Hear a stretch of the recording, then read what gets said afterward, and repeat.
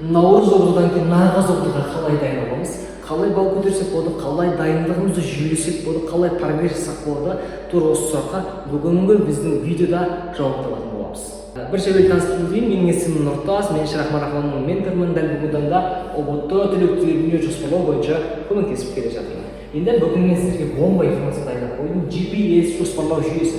Енді GPS жоспарлау жүйесін ұбт-ға қалай интеграция жасақ болады, мен дәл қазір жек-жегін түсіндіретін боламын. Соның бәрін көріңіздер. Енді біріншіден GPS жоспарлау жүйесі, жалпы жоспарлау жүйесіндегі мақсат, план, система деген осы үш ұғымда ұбт-ға қалай байланыстырып болады. Біріншіден біз бір мақсат қойдық, ұбт-ға байланысты мақсаттарымыз бар. Мәселен, 120 жинаған, 130 жинаған градқа түсемін, белгілі бір миымызда бір мақсаттар бар. Бірақ ол мақсаттар жазылмағаннан кейін, немесе нақтыланбағаннан кейін, бұл мақсатқа жету кезінде біз қайда бара жатырмыз деген сұрақтарға жауап таба алмайды. Енді ең әуелі естуіміз қажетпіз. Ең әуелі нағызға дайындалмастан алдын, расымен менің шынайы қалайтын балым қанша? 110-ға, 120-ма, кейде әлі мені ойлап жүріңіз мүмкін. Сіз 135 деген секілді, кейде өзіңіз де істейсіз, өзіңіз қазір бір 80-90 балл жинап жүрсеңіз. Енді қалай? Енді мен үлкен мақсат қоймаңыз, немесе үлкен биік армандамаңыз демеймін. Жай ғана сіздің қойған мақсатыңыз расымен де қол жетімді ме, расымен де ойға сыйымды ма деген сұрақтарға қойғым келеді. Егер сіздің мамандығыңыз тарих мұғалімдігі және қалап жатқан университетіңіз СДУ болса, онда сізге 120-дан ассаңыз жеткілікті, 20 балдан ассаңыз жеткілікті.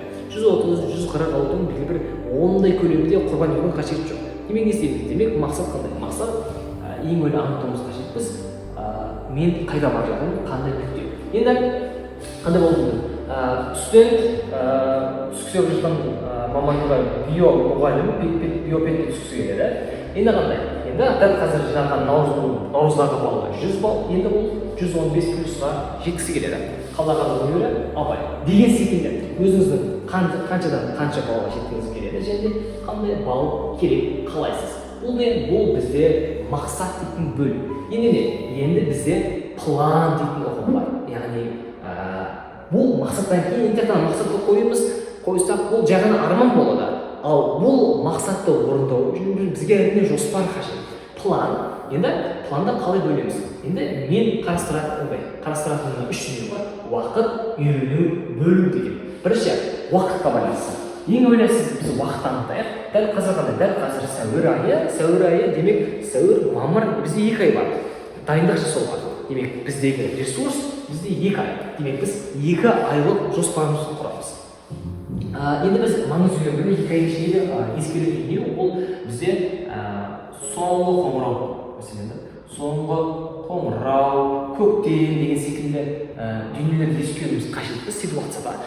Сіз дайын болуыңыз қажет. Біз осы 2 айда фокус қоюға, сіздің фокусыңызда алатын дүниелер бар екенін айтқым келеді. Келесі дүние ол план кезіндегі ол үйрену дейді. Мен наурыздан шыққаннан кейін, примерно мен 9-шы сыныпқа келдім, яғни КСРО-ның бастапқы кезеңіне. Менің мақсатым, менің бірінші дүние білу керек дүние ол А точкасы, яғни дәл қазірсіз қандай не түгелесіз. Мәселен, Қазақстан тарихында мен КСРО-дамын, дүниежүзілік тарихта мен белгілі бір 9-шы сыныпта болуыңыз, химиядан 7-ші сыныпта, немесе 10-шы сыныпта болуыңыз мүмкінсіз. Енді маңызды ол А точкасы, яғни сіз дәл қазір нүктеңіз. Екінші дүние А точкасынан кейін сіз жету керек Б точкасы.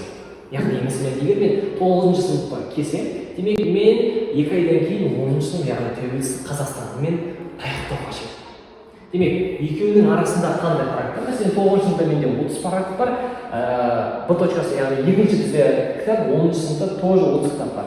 Демек, 2 айдың ішінде мен 60 параграфты аяқтау қажет. Тура осы секілді басқа жоспарлар болады. Мәселен, ағылшынға байланысты, ағылшында меңгеру тақырып бар, тарихқа байланысты, массауаттылыққа байланысты тақсындағы бүкіл пәндеріңізге осы бір логика қолдануыңыз болады. Мен дәл қазір қай нүктемін, екінші қай нүктеге жеткім келеді. Енді бұл материалдарды, тақырыптарды игеруге байланысты. Енді тек қана жаңа тақырыптар емес, қайталауға байланысты. Яғни мен 6-шы сыныптан осы 2 айдың ішінде мен 11-ші сыныпқа дейін қайталағым келеді. Және ол күндерді біз бөліп тастауымыз қажет. Ал бұны бөлу үшін бізде екінші жоспарлау кезінде көмектесетін не? Ол бөлу деген жүйе. Яғни не? Яғни сіз ең әуелі анықтап алып, Қазақстан тарихында мысалы келтірейік. Қазақстан тарихынан сіз 60 параграф аяқтауымызға яғни 9 бен 10 сыныпта. Енді бізде қанша күн бар? Әлі айттық, бізде 2 ай бар, яғни 60 күн бар. Енді тақырыпты күнге бөлеміз. Бізде шығады аптасына 7 параграф, немесе күніне бір параграфта мен істеймін. Мен күн сайын Қазақстан тарихынан бір параграф оқып отырамын, конспект жазамын, қайталаймын деген секілді. Күнде мәселен мен айтсаңыз болады. Күн сайын мектептен 14:00-де келгеннен кейін мен шай ішемін. Шай ішіп болғаннан кейін мен сағат 14:30-да мен күн сайын Қазақстан тарихынан бір параграф кітап оқимын. Кейде біздің жоспар құрғанбыз, немесе бір орындау керек деген секілді бір ойда боламыз, мақсат етеміз, бірақ ол орындалмайды. Неге? Себебі сіздің жоспарыңыз уақытпен орынға бекітілмейді. Мәселен, мен оқығым келеді, қайталағым келеді, биологияны қайталау керек еді деген нәрсені ойлап жүрмін. Бірақ қашан? Қай сәтте? Қай жерде? Мәселен, жалпы 11-ші сыныпта мен оқитын інім бар, және оның бір білім жүйесі бойынша Қазақстан тарихын ол былай деп тұрған. Келісім бір білім жүйе бойынша былай келістік. Бір уақыт бізде 05:30 бен 06:30 аралығында күн сайын өзінің дайындық үстелінде не істейді? Үстелінде конспект жазады. Бұл күн сайын осындай. Бұл дүние бір белгілі бір іс-әрекеттің жоспардың орындалуына көмектеседі. Енді көп сызбайық, бізде келесі жүйе бар, яғни бізде мақсат болды, жоспар кетті, план, GP кетті, енді бізде S деген, яғни систем, яғни жүйенің болуы. Біз мақсат еттік, жоспар құрдық, енді оны күн сайын жасауымыз қажет, яғни система. Енді біріншіден тайм блокқа байланысты. Біздің өміріміз бірнеше образдар болады бізде. Мәселен, мен жеке топтасымын, мектепте оқушымын, үйде ата-анамын, ұбт-да мен ұбт талапкермін. Сол образдарды орындарға, мектептерге, уақытқа бекітіп салуымыз қажетпіз. Енді мынау біздің күндік жүйеміз десек болады, күндік жүйеміз. Давайте мұны былай келісіп болады, бір белгілі блоктарға бөліседі. Сол блоктар бойынша уақыт аралығы мен тек қана сол нәрсені жасаймын. Мәселен, сіздің ұйқы режиміңіз егер сағат 2-де 3-те болатын болса, бұл режимнен арылыңыз дейтін береді. Неге? Себебі сіз түнімен сабақ оқысаңыз, сіз түнімен YouTube көрсеңіз де, бұл сіздің бір белгілі бір пайдасынан гөрі зияны көбірек. Неге? Өйткені бәрібір сіздің оқып шыққан ақпараттарыңыз ұзақ мерзім жадыда сақталмайды. Неге? Себебі біздің 22:00 мен 02:00 аралығында бізде не болады? Мелатонин дейтін гормон бөлінеді. Яғни бұл не? Яғни сіздің жинаған күндізгі ақпараттарыңыз, кітаптарыңыздың барлығын ұзақ жадыда сақтайды. Яғни сіз бұны ұмытпайсыз. Мәселен, қайдалы ағайын айтып, оқушыларым айтып мен ағай тақырыптарды ұмытып қала беремін, оқысам да оқымағандай сезімде боламын деген секілді. Бұл ненің себебі? Бұл ұйқы уақытының режимінің дұрыс болмауы. Енді не істейміз? Енді 22:00-де ұйықтаймыз, 5:00-де тұратын боламыз. Яғни 7 сағаттық ұйқы. Енді 5-8 арасы бұл таңғы береке десеңіз болады. Яғни сіз таңдағы қиын тақырыптарды меңгеріңіз. Мәселен, Қазақстан тарихынан, биологиядан деген секілді таңғы уақытта 3 сағатыңызда қиын тақырыптарға беріп тұрасыз. Мен 8-ден 2-нің арасы сізде мектепке барасыз, бұл мектеп. Бұл жерде жаңа тақырыптарымыз, немесе мектепте пол викторина деген секілді, немесе нұсқа талдау деген секілді істерді жасасаңыз болады. Одан кейін сіздің негізгі блогыңыз сағат 2 мен 8-дің арасы, яғни ұбт. Енді осы кезде сіз 2 мен 8-де сіз фокус қоюыңыз қажетсіз ұбт-ға. Неше түрді. Мәселен, жаңа айттық. Біз күн сайын сағат 2-де мектептен келгеннен кейін сағат 14:30-да не істейміз? Қазақстан тарихынан бір параграфтар оқимыз. Бұл уақыт орын бекітіледі. Одан кейін таймблокты меніңше бұл демалыстың, яғни сағат 8 мен 10-ның арасында бір демалыс алыңыз. Ол жерде серуендеуіңіз керек, отбасыңызбен уақыт өткізу деген секілді бір өзіңізді марапаттаңыз. Неге? Себебі кейде біз жасаймыз, дәрігерлерге выгорание түсіп кетеміз. Одан кейін дайындығымызда қолымыздан бір жатамыз. Сондықтан бұл режимді өзіңізге икемдесеңіз болады. Мәселен, мектепте сіз ұбт дайындығын арасаңыз болады, немесе демалысын сағат 9-ға қойсаңыз болады деген секілді бірнеше өзгерістер енгізсеңіз болады. Бірақ ұбт түлеу үшін осындай менде бір режим блогы бар. Одан кейін не? Одан кейін әңгіме ол бізде әдет, яғни әдет қандай болу керек? Әдет ол өміріміздің белгілі бір салалары болу керек. Күнде ұйықтап тұру, жоспар құру, оны үйге жоспар құрғаннан кейін кеше жақын оның қорытындылау деген секілді белгілі бір өміріміздің саласында әдеттер болу қажет. Енді әдеттерге байланысты мен қосымша айтқым келген әдеттер әрине ол өміріміздің саласына байланысты. Ол әрине ерте ұйықтау әдеті, ерте ұйықтау, яғни бізде 22:00-05:00 аралығында мен кеңесім ұйқыға кету. Енді тағы да әдеттерінде ол жоспар құру.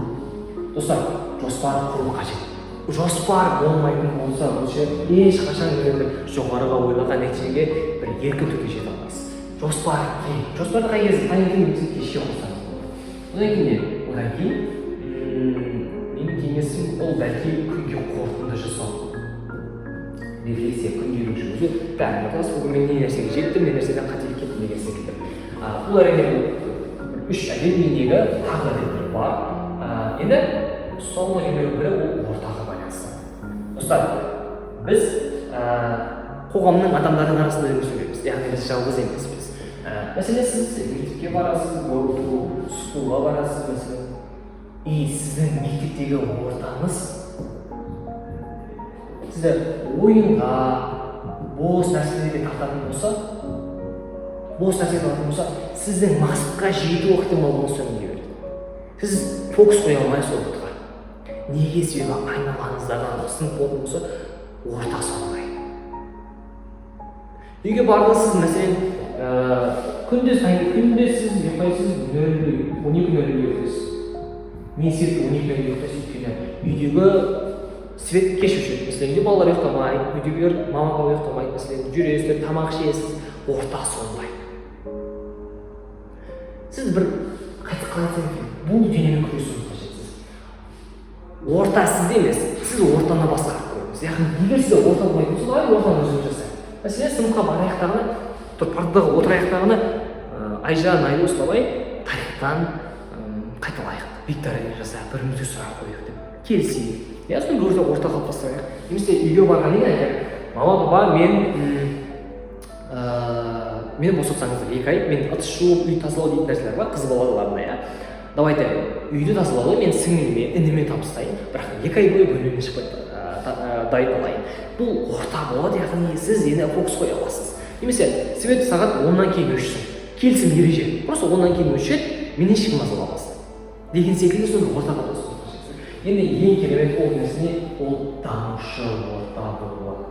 Яғни сіз мәселен бір күн дайындаламын дейсіз, тағы дайындаламыз, мәселен ол болмайды мәселен. И көмектесетін дүние сізді әркез мақсатыңызға еске салып отыратын, давай бірге жетейік, біз неғаға баратымыз деген секілді өзгелер GPS жоспарлау жүйесі нағыз ұмытқа дайындалу кезінде сізге көмектесетін дүние.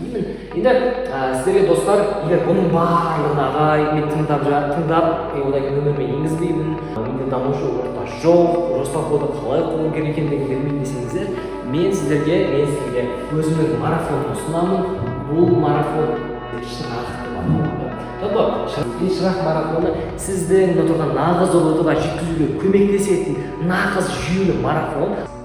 Онда ұйықтап, 5-те тұрғамыз және 5:30 мен 6:30 арасында бізде сабақ оқимыз, білім аламыз. Біз жоспар құрамыз. 6:30 мен 8-дің арасында біз таңертең жоспар құрамыз. Апта сайын бізде активити. Бұл 21 күндік марафон, сіздің отырған мақсатыңызға, ата-анаңның өзіңіздің үмітіңізді ақтауға көмектесетін бір жүйе десек те болады. Егер марафон жайлы толығырақ білгіңіз келсе, осында шырақтың Instagram аккаунтына жазыңыз, сұраңыз, біз сізге толығырақ ақпарат беретін боламыз. Бұйырса 13 сәуір күні бізде тіркелу бізде осы аптаның 11-іне дейін жалғасады. Сіз үлгеріңіздер, бәлки бұл сіз үшін берілген мүмкіндік белгі шығар. Ұмытылған жоспарлар бойынша осы GPS әдісін қолданып көріңіздер, баршаларыңызға бұл дайындығыңызға сәттілік.